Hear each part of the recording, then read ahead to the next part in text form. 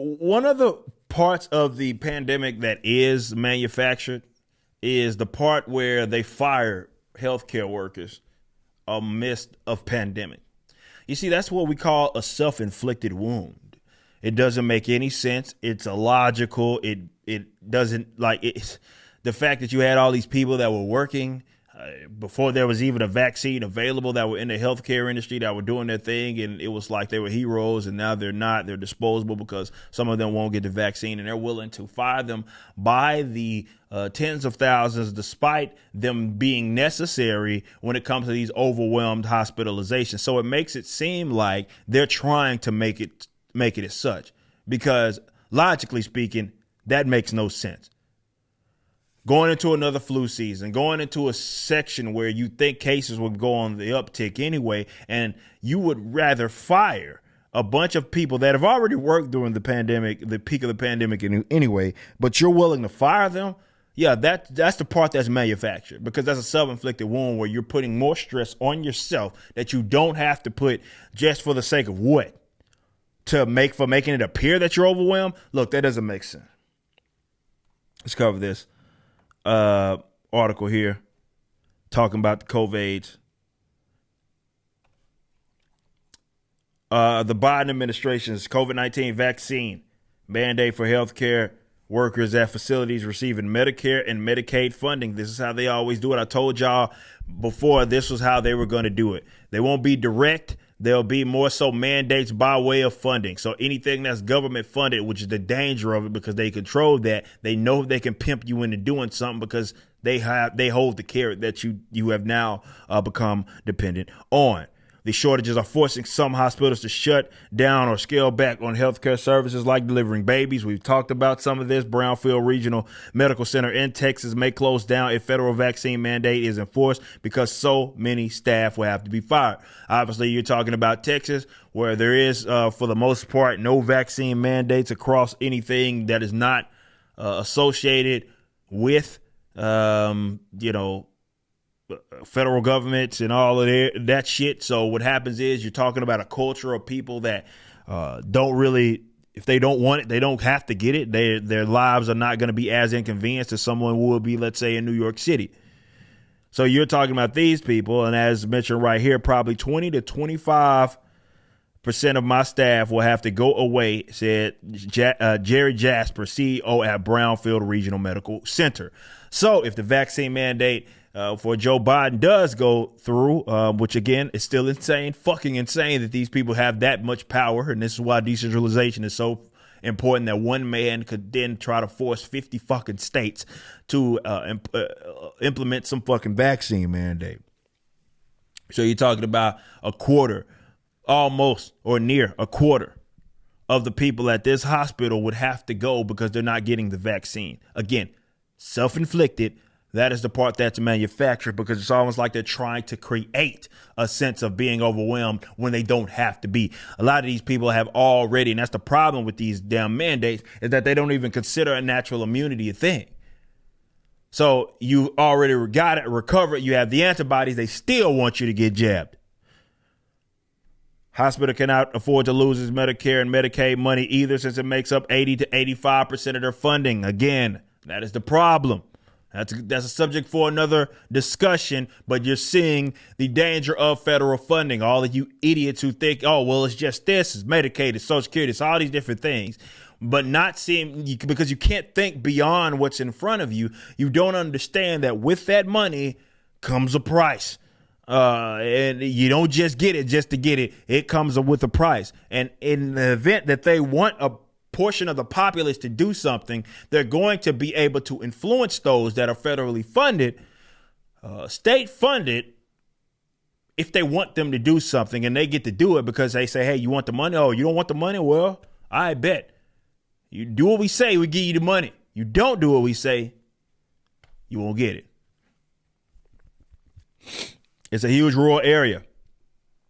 As all other rural communities, we have high poverty levels and stuff like that. So a lot of Medicaid usage in our communities, says Jasper as well. As of Friday, Lewis County General Hospital in New York is no longer delivering babies. We've covered that story. 7 other maternity unit workers unit workers are undecided on taking the vaccine. That's because 6 of the maternity unit employees have resigned because they're not getting it. Lewis County Health System CEO Gerald Kayer said his hope is that this is a temporary situation as he works with the State Department of Health to ensure maternity unit doesn't permanently close. If we can pause the service and now focus on recruiting nurses who are vaccinated, which again, there's going to be a shortage.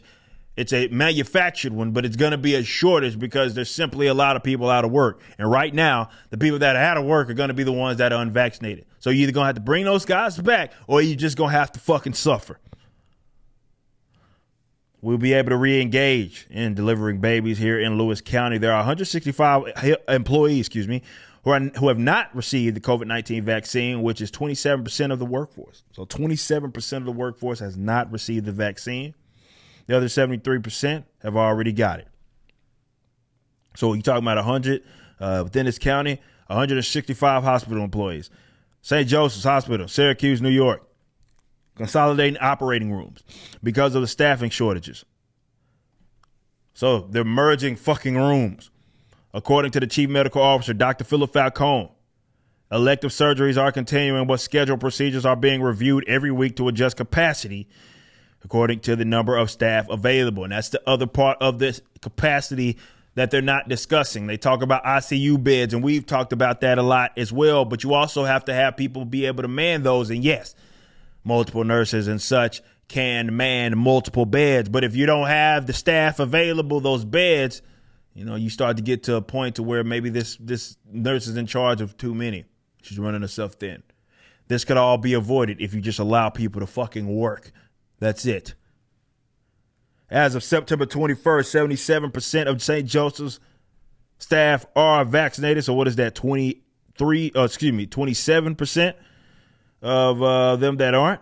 We got New York Governor Kathy Hochul declared a state of emergency due to staff shortages. Monday was also a deadline for medical workers to receive their COVID-19 shot. And this is what they were talking about with bringing in National Guard. Again, these are all issues that could have been avoided. They are easily avoided. You just decided to implement such a bonehead fucking rule, and that's now causing you to have a shortage. It is self-inflicted. It is not organic, man.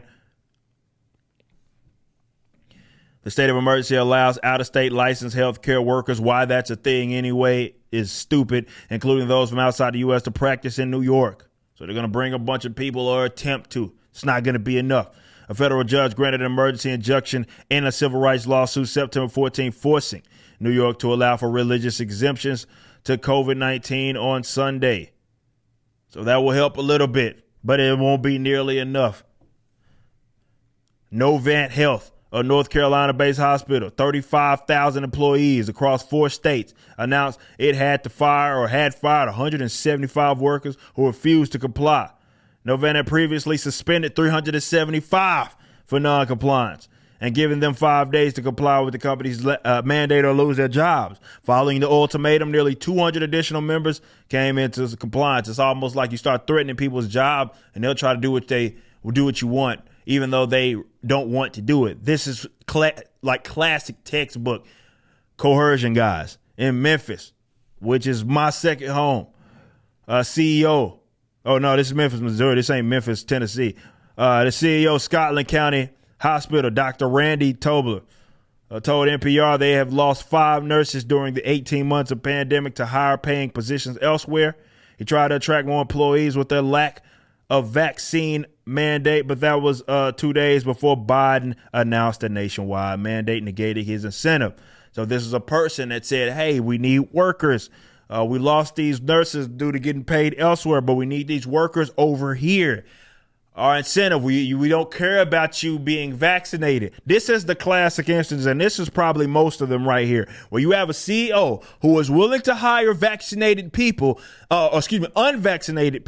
meaning that he just didn't care what your vaccination status was. He just needed to work. The federal government comes in and says, you can't fucking do that. I'm done reading this shit because I can go on for days. La Crosse, Wisconsin, 15% of its 7,600 employees chose not to get the vaccination.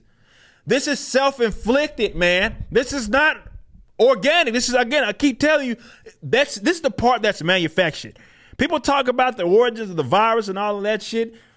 We know for a fact this part right here is manufactured. This is self-inflicted. They're doing that, and they're causing issues because of it. It could easily be avoided by simply allowing them to do what they have been doing through the pandemic.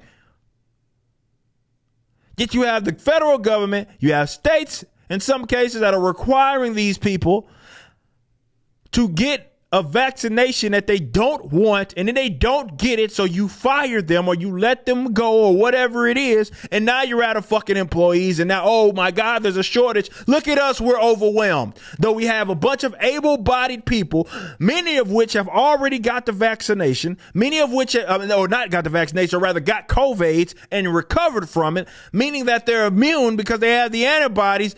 Many of them exist, and you don't want them to work. You're telling them not that you don't want them to work. And then you want to cry about being overwhelmed. Guys, this shit doesn't make fucking sense. And they do this expecting nobody to scan what it is that they're doing. It's just like, hey, look at us.